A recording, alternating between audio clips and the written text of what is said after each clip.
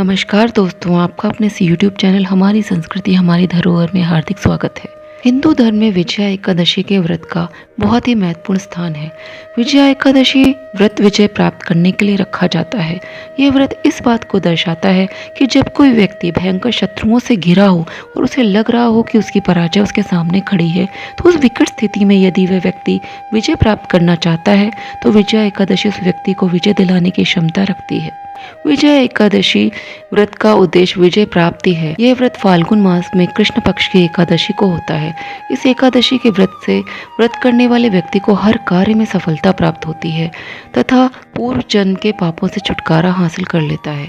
इस दिन भगवान विष्णु की पूजा अर्चना की जाती है और धार्मिक कार्य पूरे किए जाते हैं। विजया एकादशी व्रत कथा। एकादशियों का महात्म्य सुनने में अर्जुन को अपार हर्ष की अनुभूति हो रही थी।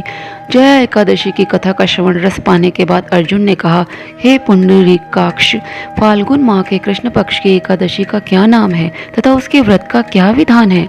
कृपा करके मुझे इसके संबंध में भी विस्तार पूर्वक बताएं। श्री कृष्ण जी ने कहा, हे अर्जुन, फाल्गुन माह के कृष्ण पक्ष की एकादशी का नाम विजया एकादशी है। इसके व्रत के प्रभाव से मनुष्य को विजय श्री मिलती है। इस विजया एकादशी के महात्म्य के श्रवण व पठन से सभी पापों का अंत हो जाता है। एक बार देवर्षि नारद ने जगत पिता ब्रह्मा जी से कहा, हे ब्रह्मा जी, आप मुझे फाल्गुन माह के कृष्ण पक्ष की विजया एकादशी का व्रत तथा उसकी विधि बताने की कृपा करें। नारद जी की बात सुन ब्रह्मा जी ने कहा, हे पुत्र, विजया एकादशी का उपवास पूर्व के पाप तथा वर्तमान के पापों को नष्ट करने वाला है। इस एकादशी का विधान मैंने आज तक किसी से नहीं कहा, परंतु तुम्हें बताता हूँ। यह उपवास करने वाले सभी मनुष्यों को विजय प्राप्त करती है। अब श्रद्धा पूर्वक कथा का श्रवण करो। श्री राम को जब 14 वर्ष का वनवास मिला तब वे भ्राता लक्ष्मण तथा माता सीता सहित पंचवटी में निवास करने लगे। उस समय महापापी रावण ने माता सीता का हरण कर लिया। इस दुखद घटना से श्री राम जी तथा लक्ष्मण जी अत्यंत दुखी हुए और सीता जी की खोज में वन वन भटकने लगे। जंगल जंगल घूमते हुए वे मरणासन जटायु के पास जा पहुँचे। जटायु ने उन्हें माता सीता के हरण का पूरा वृत्तांत सुनाया और भगवान श्री राम जी की गोद में प्राण त्याग कर स्वर्ग की तरफ प्रस्थान किया। कुछ आगे चलकर श्री राम व लक्ष्मण की सुग्रीव जी के साथ मित्रता हो गई और वहाँ उन्होंने बलि का वध किया।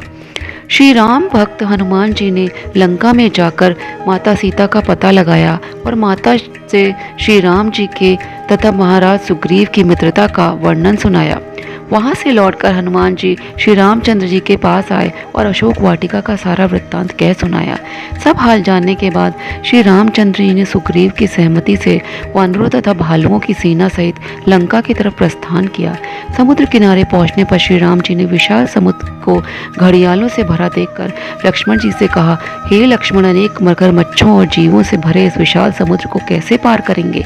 प्रभु श्री राम की बात सुनकर लक्ष्मण जी ने कहा, भ्राताश्री, आप पुराण पुरुषोत्तम आदि पुरुष हैं। आपसे कुछ भी विलुप्त नहीं है। यहाँ से आधा योजन दूर कुमारी द्वीप में वग्दालप्य मुनि का आश्रम है।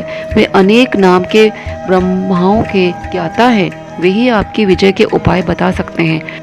अपने छोटे भाई लक्ष्मण जी के वचनों को सुन श्री राम जी वग्दालप्य ऋषि के आश्रम में गए और उन्हें प्रणाम करके एक ओर बैठ गए।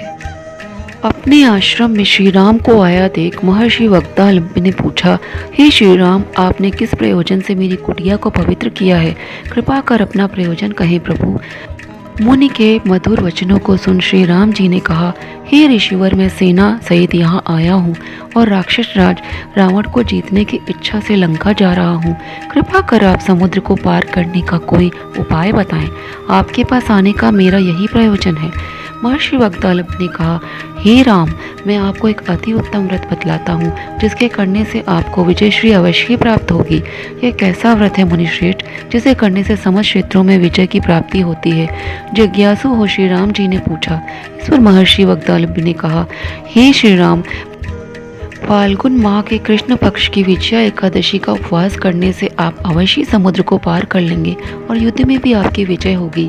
हे मर्यादा पुरुषोत्तम, इस उपवास के लिए दशमी के दिन स्वर्ण, चांदी, तांबे या मिट्टी का एक कलश बनाएं। उस कलश को जल से भरकर तथा उस पर पंच पल्लव रखकर उसे वेदिका पर स्थापित करें। उस कलश के नीचे सतंजा अर्थात मिले हुए 7 अनाज और ऊपर जौ रखें। उस पर विष्णु जी की स्वर्ण की प्रतिमा स्थापित करें। एकादशी के दिन स्नान आदि से निवृत्त होकर धूप दीप नैवेद्य नारियल आदि से भगवान श्री हरि का पूजन करें। वह सारा दिन भक्ति पूर्वक कलश के सामने व्यतीत करें और रात को भी उसी तरह बैठे रहकर जागरण करें। द्वादशी के दिन नदी या तालाब के किनारे स्नान आदि से निवृत्त होकर उस कलश को ब्राह्मण को दे दें। हे दर्शन नंदन, यदि आप इस व्रत को सेनापतियों के साथ करेंगे तो अवश्य ही विजय श्री आपका वरण करेगी। मुनि के वचन सुन तब श्री रामचंद्र जी ने विधि पूर्वक विजया एकादशी का व्रत किया और इसके प्रभाव से राक्षसों के ऊपर विजय प्राप्त की। हे अर्जुन, जो मनुष्य इस व्रत को विधि विधान के साथ पूर्ण करेगा उसकी दोनों लोकों में विजय होगी। श्री ब्रह्मा जी ने नारद जी से कहा था, जो इस व्रत का महात्म्य श्रवण करता है या पढ़ता है उसे वाजपेयी यज्ञ के फल के समान प्राप्ति होती है। कथा का सार, भगवान विष्णु का किसी भी रूप में पूजन मानव मात्र की समस्त मनोकामनाएं पूर्ण करता है। श्री राम हालांकि स्वयं विष्णु के अवतार थे, अपितु अपनी लीलाओं के चलते प्राणियों को सद्मार्ग दिखाने के लिए उन्होंने विष्णु भगवान के निमित्त इस व्रत को किया। विजय की इच्छा रखने वाला इस उपवास को करके अनंत फल का भागी बन सकता है। विजया एकादशी के दिन ध्यान रखने वाली बातें। विजय एकादशी के दिन शाम के समय भगवान विष्णु जी की आरती उतार कर ही फलाहार करना चाहिए। इस दिन भगवान हरि के नाम का भजन कीर्तन करके रात्रि को जागरण करना चाहिए, अर्थात रात को सोने की जगह भगवान का भजन कीर्तन करना चाहिए। द्वादशी के दिन पारण मुहूर्त में व्रत खोलना आवश्यक है। इस दौरान भगवान विष्णु जी से व्रत में कोई भूल चूक के लिए क्षमा मांगनी भी जरूरी है। ब्राह्मणों को भोजन करवाना आवश्यक है तथा सामर्थ्य के अनुसार उन्हें दान दक्षिणा अवश्य देनी होती है। इसके पश्चात ही स्वयं भोजन ग्रहण करने की अनुमति है।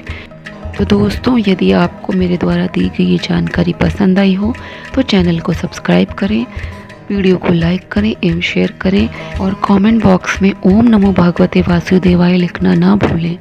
जय श्री कृष्ण, जय श्री राधे।